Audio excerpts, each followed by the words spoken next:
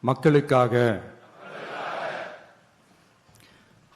மக்கள் பணிக்காக மட்டுமே நான் இந்த தேர்தலில் போட்டியிடுகிறேன். நான் ஜெயிச்சு வந்த பிறகு மக்கள் பணத்தில் ஒரு பைசா கூட தொடமாட்டேன்.